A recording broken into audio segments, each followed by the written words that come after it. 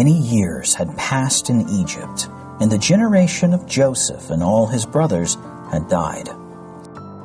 Just as God promised, the Israelites multiplied greatly in the land of Egypt. Unfortunately, a new Pharaoh was put in power who did not know of Joseph and all he had done to bring them such power and wealth. The king was very frightened of the large numbers of Israelites that lived in Egypt.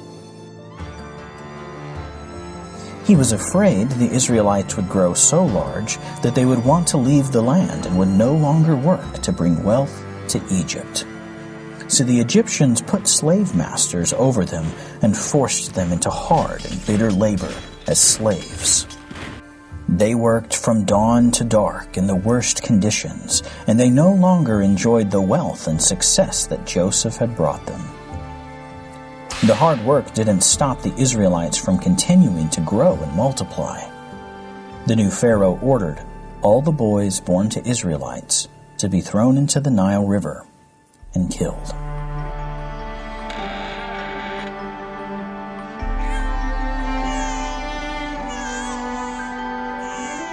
A beautiful baby Hebrew boy was born, and his mother hid him for 3 months in their home. During this time, she came up with a plan to save him. She made a basket from bulrushes and covered it with sticky tar to keep the water out. She laid her baby boy inside the basket and put it in the water close to the shore. Her daughter, Miriam, hid a short distance away to see what would happen to him.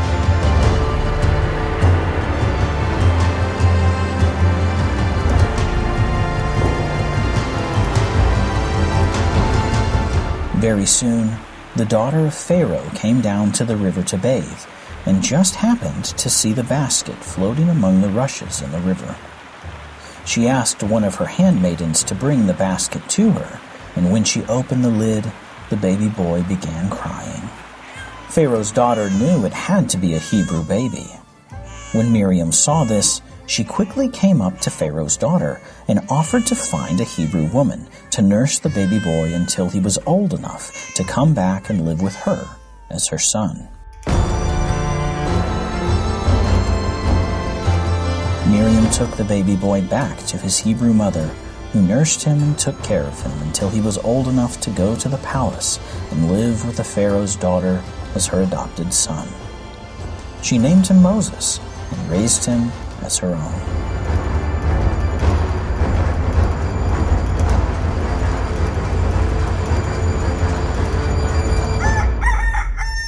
Many years passed, and Moses became a young man. One day, he was walking and happened to see an Egyptian beating a Hebrew slave. This enraged Moses, and he killed the Egyptian.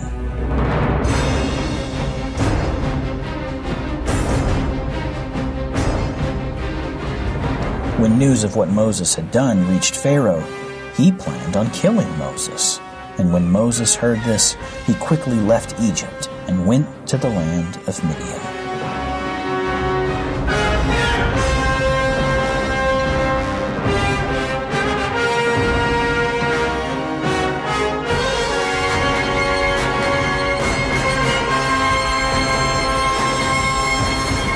It was at a well in Midian that Moses met his future wife, Zipporah, and went and lived with her family, tending her father's flocks in the desert. One day, Moses had taken the flocks into the desert, when from a distance he saw a bush that was burning on top of Mount Sinai. This mountain was called the Mountain of God. He went to see the burning bush, and an angel of the Lord appeared to him in the flame. Moses could see that even though the bush was burning, it wasn't consumed by the fire. And as Moses got closer to inspect this unusual sight, God called out to him, "Moses, Moses." Moses answered, "Here I am." Then God said, "Do not come closer. Take off your shoes, for the place you are standing on is holy ground. I am the God of your father, and the God of Abraham, Isaac, and Jacob." When Moses heard this, he hid his face because he was afraid to look at God. Then God told Moses, "I have seen the misery and sufferings of your people by the brutal Egyptian taskmasters. I hear their cries of sorrow and pain. I have come down to deliver them from the Egyptians and bring them to a land that is flowing with milk and honey. Come now, Moses, I will send you to Pharaoh. You will bring my people, the Israelites, out of Egypt." Moses was very shocked and said to God, "Who am I that I should go to Pharaoh and bring the Israelites out of Egypt?" God answered Moses, "I will surely be with you. This will be a sign that I sent you. When you have brought the people out of Egypt, you will serve God on this mountain." But Moses kept questioning God and finally asked, "God, what if they do not believe me and say, 'The Lord did not appear to you'?" Then the Lord said to him, "What is in your hand?" "A staff," he replied. The Lord said, "Throw it on the ground." Moses threw it on the ground, and it became a snake. And then the Lord said, "Reach out your hand and take it by the tail."